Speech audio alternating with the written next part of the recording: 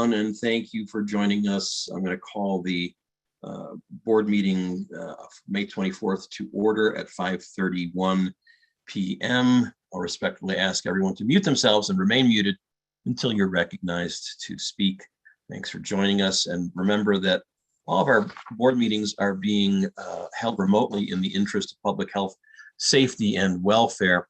The official meetings of the board of directors will be held via Zoom and will be audio and video recorded. The meeting recordings, along with the unofficial minutes of the meetings, will be posted as soon as practicable on the board's website.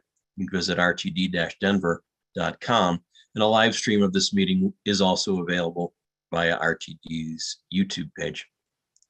Being elected as a member of this body imposes an ethical obligation for each of us to enhance and maintain the public confidence in this agency. As a board of directors, it is our collective duty to our constituents, stakeholders, and staff to conduct our business in an atmosphere of mutual respect, cooperation, civility, trust, and collegiality. These are values we can all agree upon. As such, I encourage each of us to review the operating guidelines adopted by this board and act in accordance with those principles, which are available on the board of directors page on the RTD website. Thank you very much. Next up is our Pledge of Allegiance, and Director Bouquet is going to lead us in the pledge. Director Bouquet. Thank you, Chair.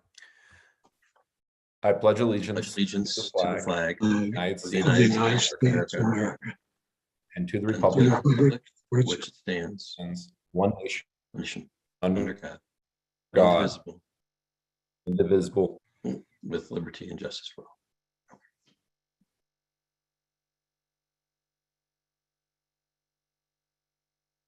Chair, you're muted.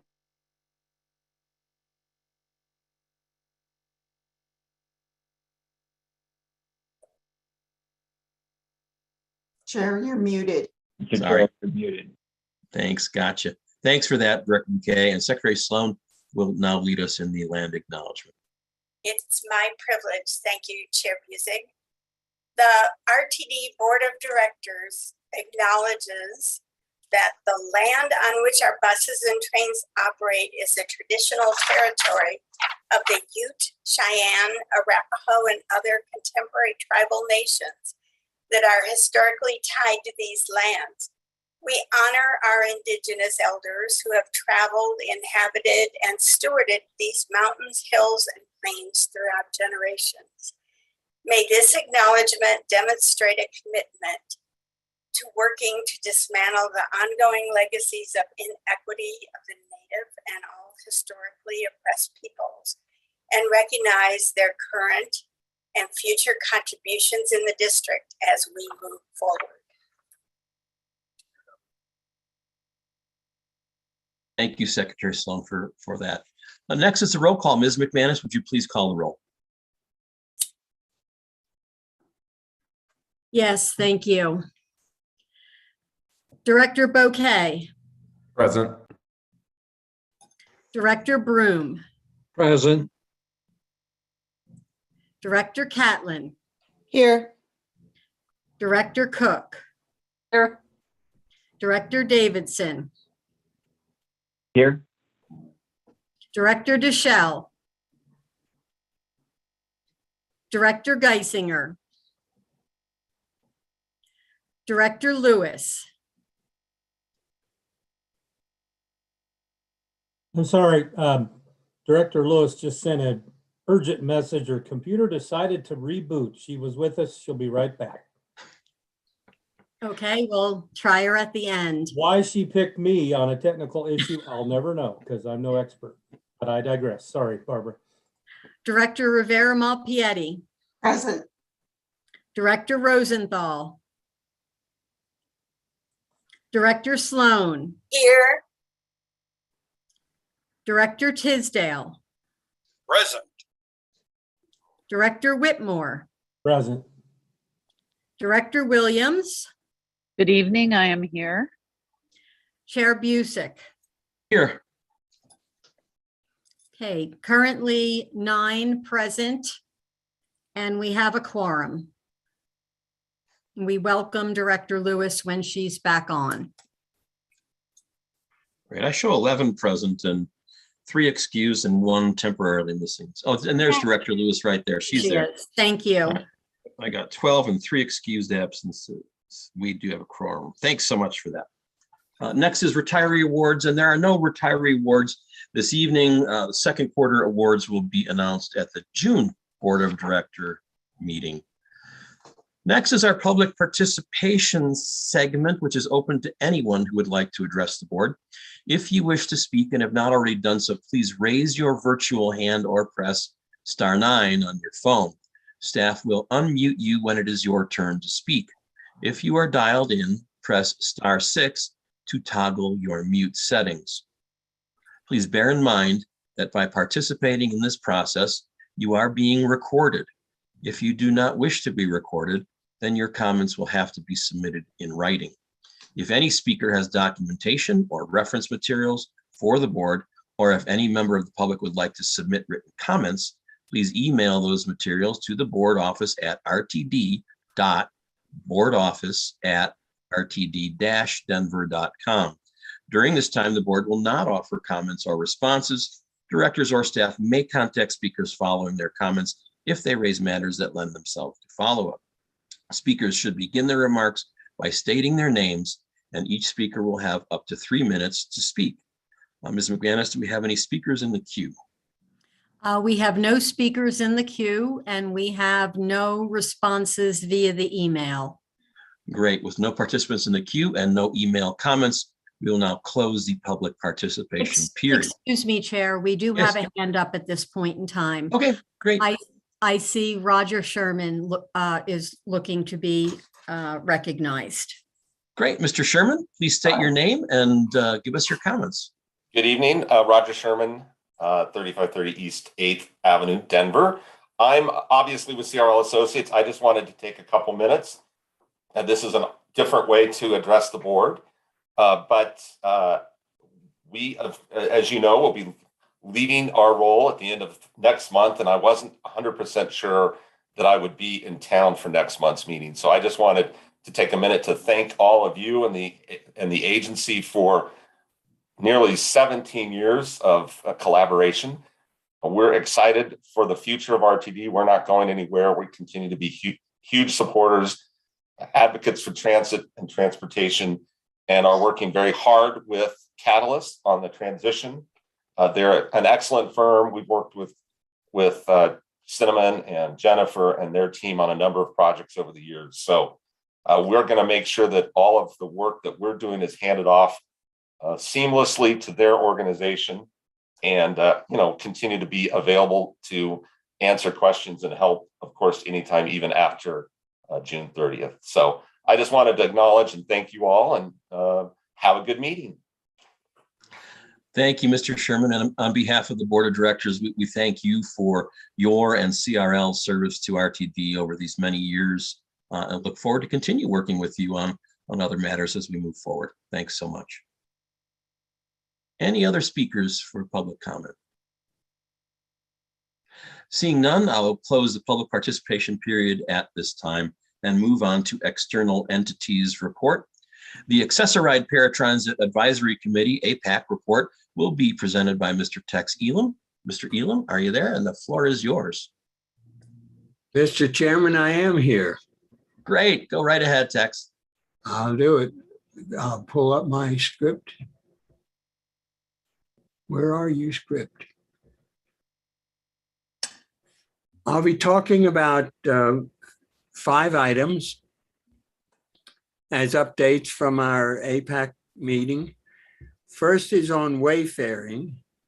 An implementation survey is going to take place.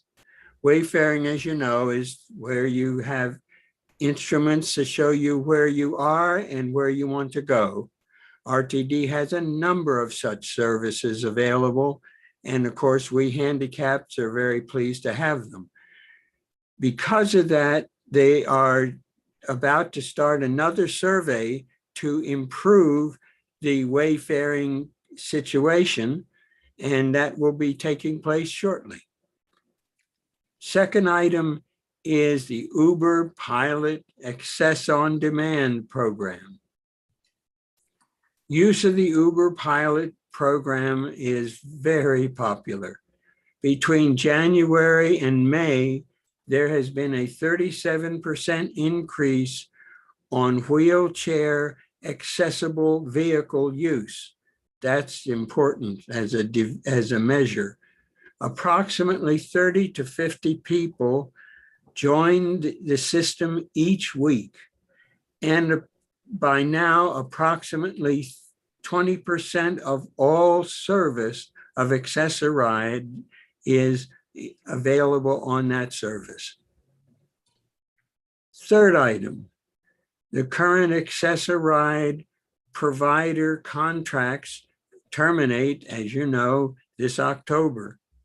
RTD staff, including a non-voting APAC member, is in the process of getting started with solicitations and review periods, and that recommendations will be made, of course, to the board in a couple of months. The fourth item is that RTD has begun, as I believe you all know, a fair and equity study. The new hire has made recommendations and comments to our committee. It was a useful dialogue. We are fully aware of the efforts being made to include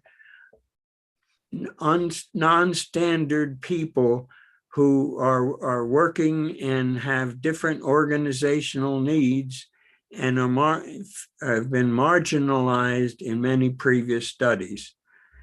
The RTD board will, of course, receive the results of the study in 2023.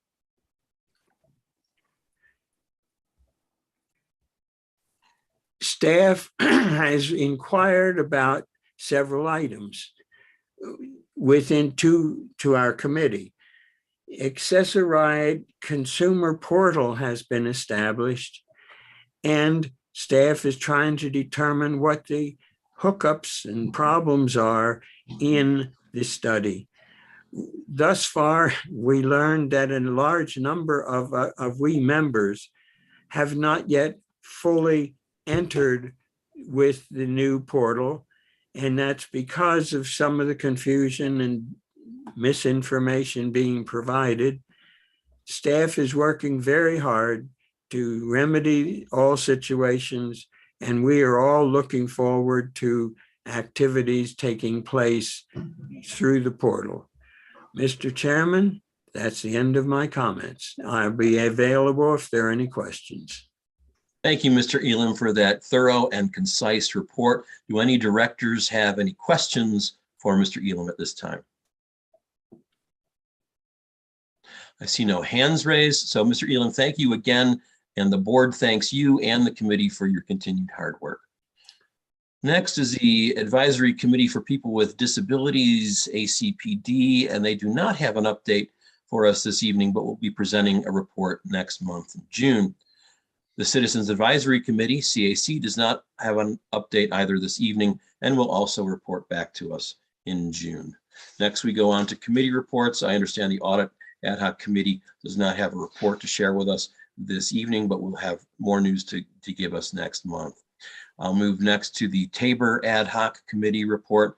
Directors Cook and Broom, do you have anything that you would like to report? Ladies first.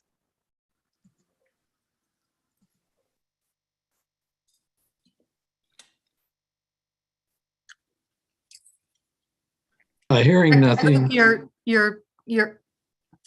muted, Director. Oh, okay, thank you. Thank you. I'd like to defer to Director Broom, who handled the meeting. Plus, I've been out of town until this is my first full day back, so I didn't prepare for an update. Director Broom? Yeah, thank you. Well, I'll give a brief report then. We made it a regular monthly meeting this past month, and we're proceeding with obtaining input from outside experts and reviewing some information that staff provided us. And we hope to begin to put some things down on paper at our next meeting for forwarding to the board for future guidance and approval. Thank you. Thank you for that report, Director Broom. Next is the Finance and Planning Committee report. Committee Chair Davidson, do you have anything you'd like to report? Yes, thank you, Mr. Chair. Good to see y'all. The Finance and Planning Committee met on May 10th, earlier this month.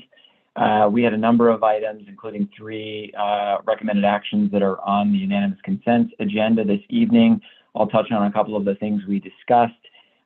First of all, we did receive as a discussion item an update on our account-based ticketing system from Ms. Tanya Anderson. We talked about the progress that we're making and the target of implementing our account-based ticketing system in the summer and fall of this year, which was presented as an optimistic timeline. We had some discussion around the August, the Zero Fare August, providing us some opportunity actually to implement some of the account-based ticketing system. There will be more news to follow as the project develops. We then moved into our recommended action discussions. First of all, we did vote unanimously to move forward with the recommended action that's on tonight's agenda to reinstate the board travel expense reimbursement. We also then received a update from Mr. Carl Green regarding the MyRide stored value discount Title VI fare equity analysis. This is also on the unanimous consent agenda and was also voted on unanimously by the committee.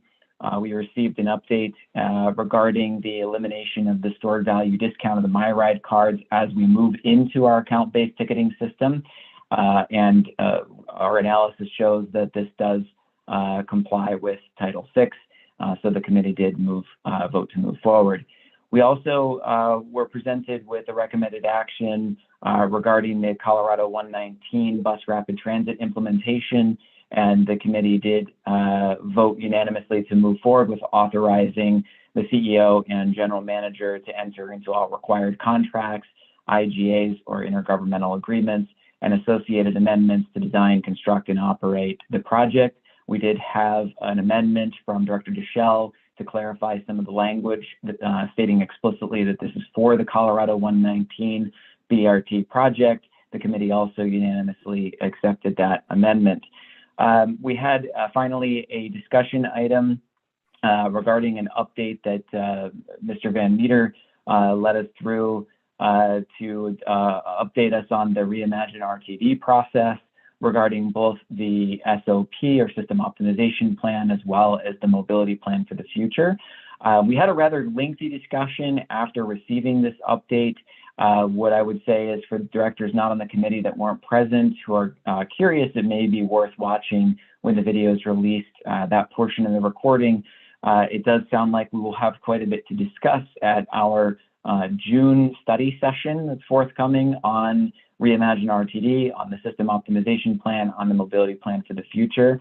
Rather than go through exhaustively all the things we discussed, I just would mention that there are some items, there are some themes just in terms of seeking alignment from the board that I think might be worth looking at. In other matters, we did have an update from Director Sloan, who addressed a prior discussion item we had had regarding providing zero cost fares on election days, and had suggested that RTD may engage with adding ballot drop boxes at RTD locations. So we'll be hearing more from staff, from CEO and General Manager Johnson and from her team regarding both the efforts of adding drop boxes for ballots at RTD locations, as well as recommended next steps on zero fares for election days. And with that, our next meeting for the Finance and Planning Committee will take place on Tuesday, June 14th. Look forward to seeing those of you there that will be attending. Thank you very much, Mr. Chair. That concludes my report. Thank you, Director Davidson, for that report. Any questions for Director Davidson? That was a very thorough report. Thank you very much. We'll move forward to the Operations and Safety Committee report. Committee Chair Rosenthal is not present. I believe, is it Director Williams that is the vice chair of that committee? Director Williams, do you have anything you'd like to report with regard to the Operations and Safety Committee? I do not have anything to report, Chair. Thank you very much. Next is the Performance Committee report. Committee Chair Lewis, do you have anything you'd like to report? Not a report, but just a quick a reminder for folks that the Performance Committee is going to be meeting on June 1st at 1:30. And all directors are always invited to that discussion and that conversation. And we'll be grounding ourselves in the general manager's contract and those success outcomes. And so would love to see your smiling faces on the committee on June 1st. That's it. Thanks, and thanks to you and Director Deschel for your work on that committee, doing a good job. So next is the approval of board meeting minutes and committee reports. The board and committee meeting minutes were included in the board packet. Are there any corrections from directors? Seeing none, unless there's an objection to considering these minutes all at the same time, I'm going to ask for a motion to approve the following meeting minutes. April 24, 2022 board meeting, May 10, 2022 Finance and Planning Committee, May 10, 2022 Operations and Safety Committee, May 19, 2022 Executive Committee. Is there a motion? Tisdale, so moved. Director Tisdale, is there a second? Second by Bouquet. Director Bouquet. Thank you very much. Thank you, directors. Any discussion on the motion? Are there any no votes? Seeing none, that passes unanimously 13-0, I think. Okay. Okay, moving on to the chair's report, and that's me. So just want to report that from Sunday, May 15th through Tuesday, May 17th, I attended the IBTTA, that is the International Bridge, Tunnel, and Turnpike Association Road Use Charging Conference in beautiful downtown Denver. Road use charging is a very interesting concept, been around for quite some time, particularly overseas, where it's a given. And it's a concept of using a variety of different methods to capture and charge people who use our roads. And most of it is through an account-based system that monitors your odometer. And believe it or not, a lot of currently manufactured vehicles already have the capability to do this with the flip of a switch. There's always been a sense of I don't know if it's dread or what it might be, but some people have a problem with the possibility of the government knowing where you're going, and that is not what happens with this technology. It's simply an odometer that's being monitored somewhere. We already have tracking devices that we carry with us everywhere. So very interesting, because transit is a key component to a successful road use charging program. And I know Second Vice Chair Catlin knows all about this and could give a better report than I can, but very interesting because people have these accounts and you can very easily incentivize transit so that people don't have to use their cars and be charged their road use charges. So transit and a road use charging program really go hand in hand.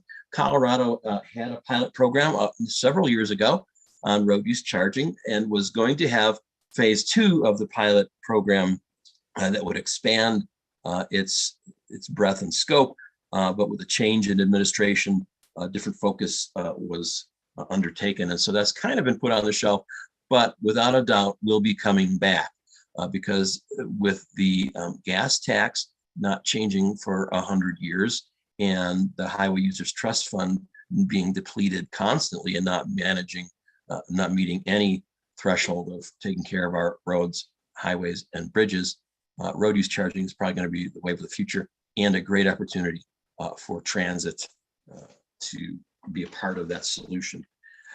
Next on my report is our executive committee meeting. We had an action item of sorts to add to the agenda, director reports. And thank you, Director Tisdale, for bringing this forward.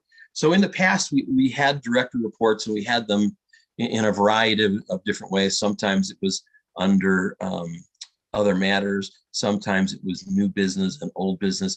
But now we have added to the agenda, as you will see tonight, a special spot just for director reports. And just remember, because there's a spot on the agenda for directors reports, you don't have to give a report. I know we're all elected officials and it's hard to pass up an opportunity to speak, but if there's nothing to report, you can just pass. But obviously we want to hear about what's going on with you in your districts and keep us all apprised of all of that. We also had a robust discussion about bylaw updates and changes and more to follow from that. And there'll be some things coming out of the executive committee in that regard. We also talked about recruitment for a replacement for the board office manager. That being said, Ms. McManus is indicating that she's going to be retiring toward the end of the year or early part of next year. And to make sure we have somebody on board to fill that gap, the executive committee is going to begin discussing the process, and it may involve an internal process to look for somebody, or it may involve the hiring of a recruiter to do that. We haven't made that decision.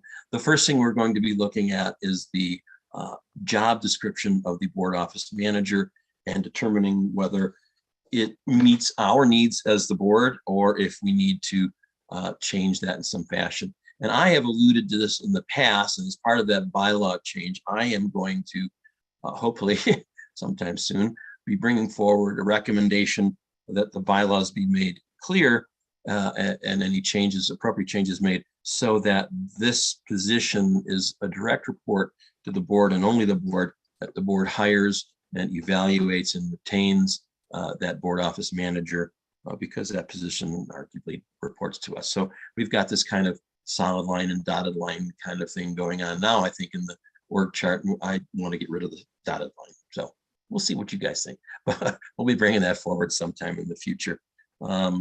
That's all I have for my chair's report. I will turn this now over to General Manager and CEO Deborah Johnson. Thank you so much, Mr. Chair, and good evening to all of you all. As introduced, I'm Deborah Johnson, the General Manager and the CEO. So this evening, I will share with you the following information centered around our strategic priorities. Speaking to community value, I will discuss some speaking engagements I participated in on behalf of RTD, as well as my induction during my recent attendance of a transit-related conference into the board of directors of a leading transportation association focused on diversity, equity, inclusion, and belonging, and also my involvement with the Leadership APTA project regarding transit sustainability.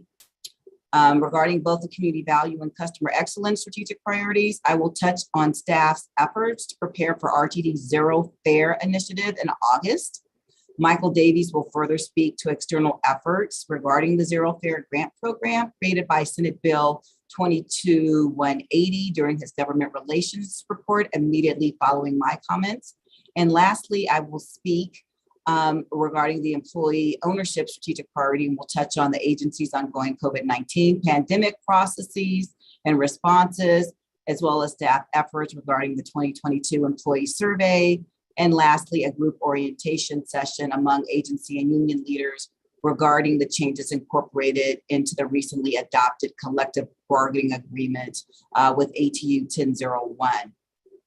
On Tuesday, May 3rd, I was invited to participate in the latest of HNTB's Think, which is an infrastructure forum series of national discussions with industry thought leaders, engaging in important discussion about the opportunities and challenges facing transportation during the Denver metro region's rapid growth. The forum brought together transportation leaders and professionals, regional leaders and experts that also included Phil Washington, the CEO of Denver International Airport, Doug Rex, the Executive Director of the Denver Regional Council of Governments, Adam Phipps, the Executive Director of Denver's Department of Transportation and Infrastructure, Shoshana Liu, the Executive Director of the Colorado Department of Transportation, and HNTB Senior Vice President John Barton. The forum was facilitated by CDOT Commissioner Karen Stewart. The discussion generated ideas, led to new connections, and further conversations to move the state and region forward on important and timely issues. On Thursday, May 5th, I addressed the Denver South Economic Development Organization to discuss, among other topics, metro mobility and air quality changes as well as challenges, in addition to working cooperatively to create and sustain a welcoming transit environment.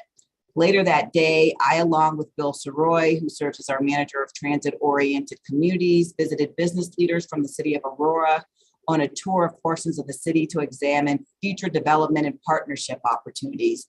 And later, still on May 5th, Interim Police Chief Steve Martingano and I spoke with the Community Partners Roundtable to share insights regarding developments and improvements taking place at Denver Union Station and the surrounding area. This past week, I attended the WTS, which is the Women's Transportation Seminar, International Conference held in Seattle, Washington, during which I and 12 other transportation leaders were honored to be announced as the 2022-2024 WTS International Board of Directors. WTS's International's mission is to attract, sustain, connect, and advance the careers of women in the transportation industry. The WTS International Board of Directors is the governing body of the organization, developing strategic direction, setting policy, and providing governance and oversight for WTS International. The board oversees the organization's strategic plan, annual operating budget, among other fiduciary responsibilities. The incoming board is historic in that the representation of the women in the industry is reflected among the board members, both in terms of racial diversity and the even split among those serving in public agencies and private sector firms. Further, during the conference, I participated in a panel discussion among transportation CEOs moderated by WTS International President Janet Walker Ford, in which the group discussed topics ranging from equity and infrastructure, resilience and sustainability, workforce challenges, data management, and innovation and technology. I also engaged in the Executive Women's Roundtable, which provided WTS executive members an opportunity to discuss current challenges, opportunities in transit and transportation, and in being a female leader in a male-dominated industry, and to discuss experiences and best practices for retaining and advancing women in transportation. Additionally, I participated in a panel to discuss the topic of exploiting disruption to create resilient transportation systems. Earlier today, I was able to pay it forward by engaging with participants in the Leadership APTA program, whose group project focused on transit sustainability. For those not familiar with the program, Leadership APTA focuses on developing visionary and resilient senior and executive leaders for the transit industry. Since its inaugural class, approximately 600 APTA members have participated in Leadership APTA, and exceptional individuals have made significant contributions to APTA, the industry, in their own respective organizations. The participants with whom I met earlier today represent public transit agencies in Houston, Chicago, and Washington, D.C., as well as public transit consultancies. Regarding internal efforts to prepare for Zero Fare August, staff is diligently working on behind-the-scenes logistics. According to the Colorado Energy Office, official steps to proceed with the Zero Fare grant program cannot take place until July 1st, 2022, which is the start of the state's fiscal year. Once the program opens for applications, the agency will need to be prepared to process the documents legally required to implement the Zero Fare program. Staff will be bringing a recommended action for board's consideration in the June meeting cycle, which will allow RTD staff to plan and act efficiently regarding the other critical aspects of implementing a successful Zero Fare August. Additionally, internal planning efforts are taking place with regard to communications, planning, and marketing, but these efforts cannot proceed in earnest prior to July 1, the official date, as I just stated, for reimbursement of RTD costs to implement the Zero Fare program in accordance with Senate Bill 180. For instance, the agency will be producing a communications plan and will hold meetings with key stakeholders that can help communicate and market a successful Zero Fare program. Stakeholders can include, but are not limited to, TMOs and TMAs, DRCOG, the Metro Mayor's Caucus, CDOT, local municipalities, just to name a few. Staff's comprehensive implementation plan will be communicated to the board as additional details are available. With respect to the agency's ongoing COVID-19 pandemic responses, health data now shows a steady or increasing rate of COVID-19 cases in most counties throughout Colorado. In the counties served by RTD, the rolling 7-day averages have, in most cases, more than doubled since recent lows experienced in March and early April. While the BA.2 Omicron subvariant continues to account for the majority of new cases in Colorado and surrounding states, a new subvariant of concern is poised to become the most prevalent strain in the coming weeks. Health officials are reporting the highly transmissible new strain labeled BA.2.12.1 is capable of causing both severe as well as mild breakthrough cases, the latter of which can present symptoms mimicking those of seasonal allergies, including a scratchy or sore throat and a runny nose. Thus, it is important to be aware of those indicators to continue good hand washing and physical distancing practices, and to wear a mask if you experience any symptoms associated with the flu, seasonal colds, or seasonal allergies, though I should note that no state or federal mask mandates are currently in place for public transit. Other new COVID-19 subvariants have also been identified, and preliminary data suggests that these strains are even better than earlier variants in evading immunity offered by vaccines and prior infections. While we have all adapted over the past 2 years to accommodate the presence and impact of COVID-19 in our daily lives, we should all continue to remain vigilant to existing and emerging threats posed by the virus in all its forms. The leadership team and I will continue to monitor health data in state and federal guidance to determine whether additional revisions to masking, building capacity limitations, or other health protocols are in order. Now I'm going to transition to talk about the 2022 employee survey. Members of the leadership team and I each visited multiple operating facilities and administration offices throughout the district to engage with employees and encourage their participation in the employee survey, which was conducted for a 2-week period beginning Monday, May 2nd and running through Friday, May 13th. Specifically with respect to the strategic priority of employee ownership, the team and I garnered vital feedback and understanding regarding employees' concerns and pain points. The results of the survey will be used to establish a baseline for numerous metrics driving this priority. I personally found these visits to be an excellent opportunity to engage in candid and open conversations with members of the team regarding their jobs, as well as opinions, perceptions, and attitudes regarding RTD. Internal work groups will further analyze the data and determine best practices in order to move the needle to enhance employee ownership, which of course is one of our strategic priorities adopted by this board throughout the agency. On Thursday, May 5th, I, along with a number of senior staff members, engaged with leaders from the Amalgamated Transit Union Local 1001 in a joint labor management orientation session regarding the recently adopted 2022-2024 collective bargaining agreement. During this important session, participants reviewed in depth the changes from the previous CBA, as well as the collective bargaining process, the bargaining environment, and the current CBA's alignment with the strategic plan.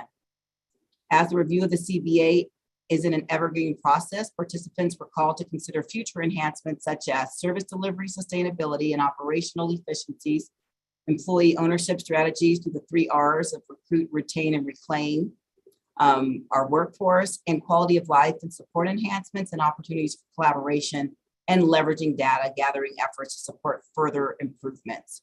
So with that, Chair Busick, I conclude my remarks, and I would like to yield the floor so that Government Relations Officer Michael Davies can provide his report. Thank you very kindly.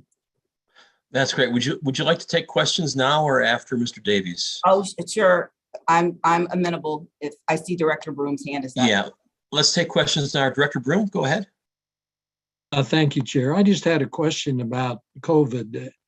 Are the glassed-in cubicles being maintained on buses? And if we get new buses, are we adding those, or what is the status of that? Yes, if I may, Mr. Chair. Yes, please. Yes, Director Broom, thank you very much for the question you posed. And as relates to the operator compartments, those will be sustained as we go forward and we procure new vehicles. Thank you. You're welcome, sir. Thanks, Director Broom. Director Whitmore. Thank you, Mr. Chair. Deborah, one question, timing wise on kind of testing the collective bargaining agreement and its effect on retention and then obviously hiring. It's obviously, I guess, too soon to look at retention yet, but I'm just curious when you think that we will know a little more about that factor because hopefully of the new agreement. What would be probably a test timeline in your mind? Thank you very much, Mr. Chair, if I may. Director Yes, Whitmore, in relationship to your question, just for context, when we bring on operators, their training period is for 8 weeks, and we bring on, rail operators or train engineers, that's for 10 weeks. And so recognizing that we just put these wages in place just a little over 6 weeks ago, I would believe that we would probably see the fruits of our labor, no pun intended, most likely in the fall, probably October, November timeframe. All right, very good. Thank you, Mr. Chair. Thank you, Director Whitmore. Director Rivera Malpietti. Thank you, Mr. Chair. I have a comment and then a question. My comment is to our general manager and CEO to say a hearty congratulations on these amazing boards that you are participating in, and not just boards, but that your voice and leadership for the nation based on the work that you're doing here in the metropolitan area in our district is outstanding. And so I want to congratulate you on that. That's no easy task. And, you've been here for almost 2 years, but boy, you've really hit the ground running. And I just want to congratulate you. Thank you. My second is my question has to do with the employee surveys. I remember the last employee survey and it was no bueno. And so I'm wondering if the board will be able to see the survey responses from the employees in terms of how they're feeling. So all the metrics that you're looking at, will the board be able to also see that report? And do you know when? Thank you. Thank you very much, Director Rivera Malpietti, for your comments. I appreciate those very much. As it relates to the employee survey, as indicated, that is one element of our strategic plan. And just in preparation with Performance Committee Chair Chantel Lewis, we reviewed that yesterday. Recognizing the employee survey was intentional as we aligned it with the operator bid, or what we call here as the run board. We wanted to ensure that we garnered participation. That's why we did it for a 2-week period and engaged. And so to answer your question, as we go forward, yes, we will take that information. It's done in an anonymous fashion because we didn't want anybody to be fearful of any type of retribution or retaliation.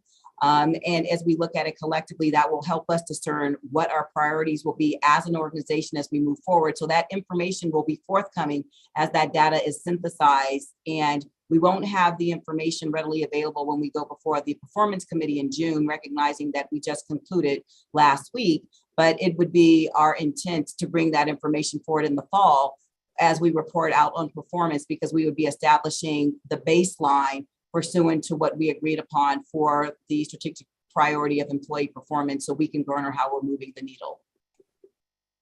Does that answer your question? Yeah, just one follow-up. Since you've shared this with Director Lewis, I'm assuming through the Performance Committee, will the Performance Committee be discussing it in committee for board members if they choose to attend? Director Lewis.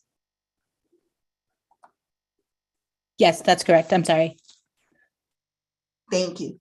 Yep. It's one Great, of many thanks. things on the agenda, but yes, that's correct. Thanks for that. And thanks for those comments. And again, I'm sure a lot of us concur, Ms. Johnson, with regard to congratulations with all the accomplishments. I believe we have a former WTS Woman of the Year on our board of directors, Director Catlin, if I'm not mistaken. So it's an honor and well earned. So moving on, we're going to move to Michael Davies, Government Relations Officer, for your report, sir. Yes, hello, Chair, members of the board. Michael Davies, Government Relations Officer. I was not able to give my government relations report during the executive committee, so I appreciate the opportunity to give it during the full board here. I'll just give a brief report on federal, state, and local matters. Starting at the federal level, I just want to focus on the credit risk premium return, which is essentially the down payment that RTD made on the USDOT loan for the redevelopment of Union Station. On May 19th, USDOT formally sent the letter to RTD to facilitate that return. So I think we can all mark this as a big step in the close to near end of this saga. So we will keep the board up to date and certainly look forward to getting that done very quickly here. Moving over to the state matters, on May 11th, the General Assembly adjourned for the year. Both of the bills that the RTD board supported did pass the General Assembly this year. I'm going to start with HB 22-1026, which is the tax credit for employers that was passed. That bill has not been sent to the governor yet. We'll continue to track that and obviously keep the board up to date. Moving over to SB 22-180 and building on General Manager Johnson's comments, been working very closely with the Colorado Energy Office as they prepare. As General Manager Johnson said, they can't formally put out the application and sign IGAs and go through everything until July 1st, but they are working diligently and doing everything they can to prepare and make sure that they can facilitate this as quickly as we can as well. So communication has been very good with them and really appreciate their staff's work to work through all the logistics and make sure that we can implement this successfully. And then just lastly, touching on the local issue, I just want to focus on, we had an initial conversation with the executive director of the County Clerks Association. I noted this in my written report, and the conversation very positive. They look forward to working with RTD, and we're going to work to find a time to convene all of the county clerks for the RTD region and hold one meeting. And the County Clerks Association is working to implement that. One thing I didn't include in my written report and just want to note is that included in the agenda of that meeting will be the Dropbox item. And they also had a very positive response about that and look forward to using that meeting as a means to have clear communication on how we can work together with them on that item. So with that, that concludes my report. I'm happy to take any questions. Thank you. Great, thanks for your report. Does anybody have any questions? Director Whitmore, Treasurer Whitmore. Just one point I wanted to add on to the report is we certainly owe a debt of gratitude for Congressman Ed Perlmutter and his staff, namely Jeff O'Neill, who's leaving the congressman's employment here very shortly. They have been steadfast in their work with our federal lobbyists and those two individuals out in DC have done yeoman's work, as you all know, from many years of hearing from it. But I think we may have cartwheels from Patty Deutsch when this actually comes to fruition, judging from her mood this morning in the call. So cheers to that staff and obviously to Congressman Perlmutter. We're going to miss him. Thank you. Thank you, Treasurer Whitmore. Director Tisdale. Thank you very much, Mr. Chairman. Michael, in Ray, the ballot drop boxes, I know that in the past, Henry Stoppelkamp had expressed various concerns that needed to be addressed before we could agree to have ballot drop boxes installed at our stations. I just want to know, have you had an opportunity to discuss those concerns so that they can be brought to the attention of the county clerks when you meet with them? Thanks for the question. Ms. Johnson, would you like to respond? Yes, thank you very much. And thank you, Director Tisdale, for the question. And I would like to share that during the course of Director Rivera-Malpietti's tenure, we had all convened, including Mr. Stoppelkamp, General Counsel Snyder, and myself, and had conversations regarding the drop boxes. And those issues were brought full circle, and conversations had ensued relative to positioning drop boxes, were they in camera's view, who would be, responsible. And so we worked that through, and there is a template that was created by our General Counsel as it relates to any type of legal responsibility going forward. So that has already been mitigated, and I will yield the floor to Mr. Stoppelkamp or Ms. Snyder if in fact there's further elements to add that I may have not touched upon. So thank you very much, Director Tisdale, for the question. Henry Stoppelkamp, AGM Capital Programs. Ms. Johnson, I think you got it perfectly. Thank you. I see the thumbs up from General Counsel Snyder, so good work. Dr. Tisdale, thumbs up from you too. Thanks. And thanks for Deborah Johnson and her team, prior directors. I know Marjorie Sloan has been working on this pretty diligently too. So thanks for all the hard work everyone has put into making that happen. So, okay, that takes care of the General Manager report, Government Relations Officer report. We move now on to our unanimous consent agenda. There are 4 items on the unanimous consent agenda listed under item Roman 16 as actions A through D. Those items are 2022 board travel expense reinstatement, My Ride stored value discount Title VI fare equity analysis, CO119 bus rapid transit BRT implementation, 2022 Title VI program update. If anyone has a change to or has questions on any of these items, please feel free to advise me at this time, and I will of course be happy to pull it from the unanimous consent agenda for consideration under recommended action. Anybody want to pull any of these matters off the consent agenda? Seeing no hands raised, I will need a motion to approve the consent agenda. So Whitmore's hand is up, and Director Rivera Malpiedi is the second. So Whitmore and Rivera Malpiedi first and second. Are there any any further discussion? I don't think so. Any no votes on this action? Nope, that passes unanimously, I believe 13-0. Recommended action, there are no recommended actions on the agenda tonight. We move on to the newly instated or reinstated, however you want to look at it, report of director activities.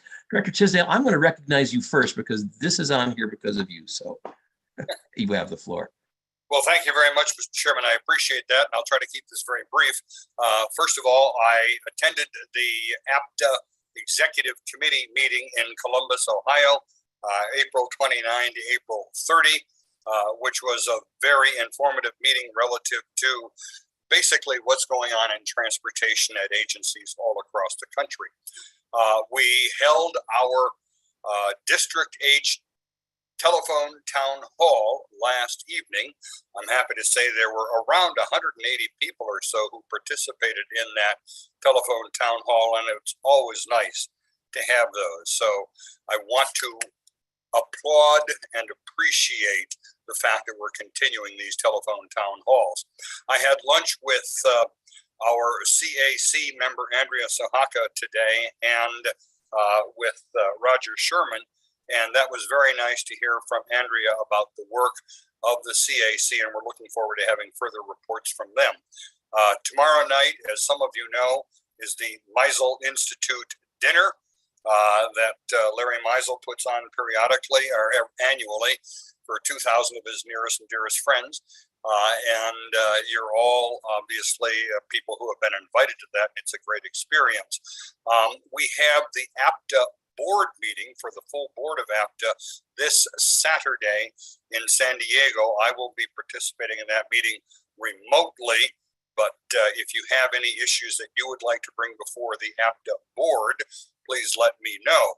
And then finally, just a reminder to all of you that the APTA Transit Board Members Seminar will be held in Salt Lake City, July 30 through August 3, just in time for our reinstated travel budget to help defray your expenses.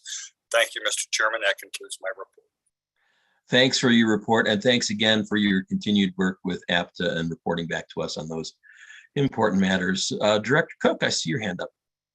Yeah, thank you. And, you know, actually, this probably should have been brought up, or we could have pulled off the Title VI program update and sort of referred to it. I was thinking we had other matters. And since I can relate this to an activity, I spent the last several days in Boston, took advantage to ride the MBTA system. And here would have been my comment on the Title VI program update. I'm really so pleased to see the intent look at at the amenities, at the service monitoring report, I think it was called, and to identify things like seating and lighting and elevators, et cetera, shelters, and what's being provided across the system to assure equity and so forth. It doesn't sound like included in that is the level of maintenance for those amenities, and also the level of maintenance on our service generally, on our vehicles and so forth. I was struck by the difference in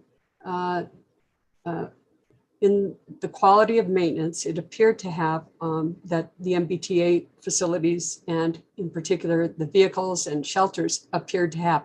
Now, I know a lot of shelters that serve RTD buses aren't RTD owned, and they are maintained by the city, and that is its own set of challenges. But I wonder, and I won't be surprised if CEO General Manager Deborah Johnson has already launched something to tackle these issues. So I would just ask if she can provide us a report about maintenance, in particular on our light rail vehicles, and also in terms of our shelters. So thank you. Thanks, Director Cook. General Manager Johnson, do you have a response? Yeah, thank you so Thank much, you. Director Cook, for your comments. And I'm smiling like a Cheshire cat because, as we talk about our asset management, the state of good repair, and the $290 million backlog, that's spot on as we look at things holistically.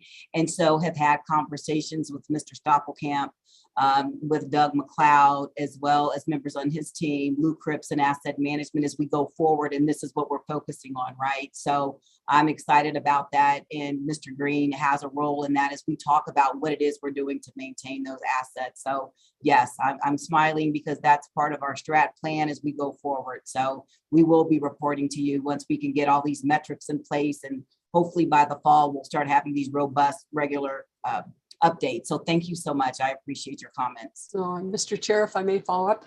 Please do. If you can also include there the routine maintenance, not just the capital maintenance, but the routine maintenance, the cleaning protocols, et cetera. So that would be great. Thank you very much.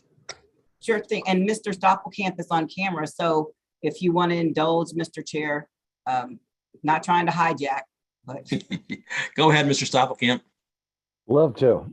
So let's start with the shelters. We have a couple hundred shelters, 300 shelters that belong to RTD. We have a contractor that does the maintenance of our shelters everywhere except Boulder. Boulder, we have three maintenance vehicles, and we maintain our shelters ourselves. Every shelter is approached once a week for cleaning, graffiti removal as needed, and trash pickup. Then we do the platforms for the light rail and the commuter rail on a daily basis.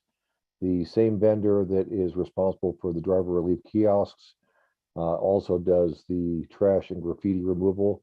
We also power wash the platforms, and the shelters get typically once a month we power wash the ground as needed. But the platforms are done a couple times a year. So that's our ongoing maintenance. We have eyes and ears out there on a regular basis from our contractors. And then we have approximately 45 FM mechanics and custodians that are out there on a regular basis, taking care of the landscaping and station maintenance for our park and rides and our light rail and commuter rail platforms. Thanks for that information. Director Cook?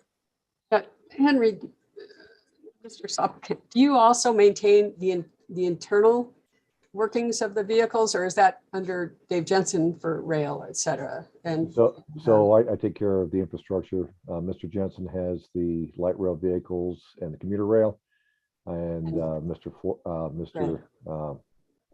Ford tonight has the buses. Okay, great, thank you. And I see Mr. Jensen just turned on his camera, so I'm sure he's going to give you some information about the cleanliness of the light rail vehicles. So, Mr. Chair, if I may, unprepared for this, but would love to have further conversation, right? We do clean the vehicles every night. If there's a report of excess debris on a train, we will pull that train in to be cleaned. What we are struggling with though right now is our people power problem and light rail cleaning, service and cleaning.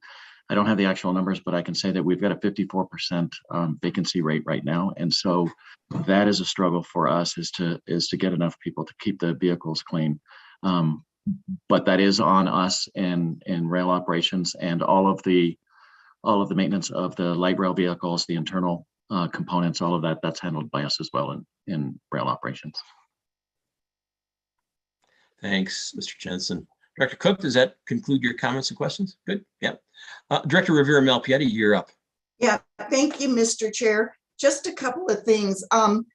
Actually, I also want to just acknowledge the CAC. I did have lunch with Stephen Doran on May 3rd and Roger Sherman, and I think that those luncheons are really very important and really provide a kind of a really good point to sit down and talk to our CAC members about what their vision are and how excited they are to be part of the RTD family and how we can work together. So I'd like to thank Roger Sherman for putting that together. CEO Johnson and I have both been invited to Channel 9 for their new 9 Listens revamping of community voices. I know that I'm going to be doing mine on Thursday, and I think the general managers is doing hers another day this week, but very excited and honored. It's by invitation only, and they're looking for leaders to come and do a roundtable to talk about difficult issues in the community and to gather information and all of those pieces. I'm doing my telephone town hall meeting tomorrow evening for District C. I'm looking so forward to it. And then I think the last thing is that I think a great many of us will be attending the Road Ahead tomorrow morning at the Botanic Gardens with Transportation Solutions doing their usual stellar programming. So that's it for District C. Thank you. Thank you, Director Rivera Malpiedi. Second Vice Chair Catlin, go ahead. Thank you, Mr. Chair. You made reference to the IBTTA road user conference, and I've been involved with IBTTA for a great number of years, but E470 is probably the agency that is most involved with IBTTA, and their general manager, Tim Stewart, resigned due to personal family matters that he had to take care of back in Oklahoma. He was a great leader of that agency, and I really respected him. Every month I attend their meetings as well as their committee meetings. And so Tim will be missed. But that said, they've hired a new young executive director. His name is Bo Memory. How is that for a Southern name? He hails from one of the Carolinas, I don't remember which, but he started and he's very energetic and very excited about moving forward with E470. But I had the opportunity to visit with him, and he's very excited, having had some transit experience in his background, as well as highway department or transportation department experience. So he's kind of coming full circle, and he's really excited about seeing opportunities to work with RTD and transit. So I just wanted to make mention of that he's on board, and I think it's a great addition. So that's all I have today. Thank you.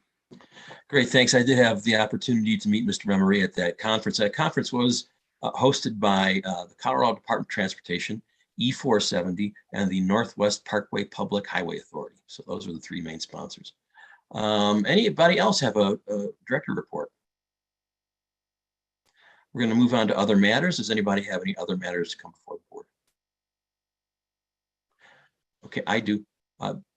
Director Broom, you go first. Thank you, Chair. I just learned that CRL is no longer going to be our local intergovernmental relations firm. I do have a concern that in the selection process, apparently the board has no part in selecting these firms. And since we work closely with these people year round, it seems like that's a departure from past practice, and that I'd like the executive committee to review that because obviously the federal contract and the state contract will come up at some point. And the question is, will that be handled strictly administratively, or will the board have some input into the process? Thank you. Thank you for those comments. And the executive committee did have a robust discussion about this last Thursday, and we will be bringing forward some action items that will clarify the process and ensure that moving forward, the board is involved in the appropriate types of contracting matters that it should be including these. But thanks for that comment. Okay, thank you. That's it. You bet. Anybody else with other matters? So I just wanted to give you just a reminder to everybody, when we get our link for our board agenda and so forth, there's that link to the monthly board briefing documents. Just a reminder to please review those. It's very easy to overlook, but they're very important. And sometimes they're not lengthy. Sometimes they're 12 pages long. Sometimes they're 311 pages long, but they contain very important information. So don't forget, okay? Seeing nothing else coming forward, I will now entertain a motion to adjourn the meeting. So moved. I saw Director Vera Malpiedi as the mover and Director Lewis as the second. Any no votes to adjourning the meeting? Seeing none, we're now adjourned. Thanks everybody for participating, and we'll see you all.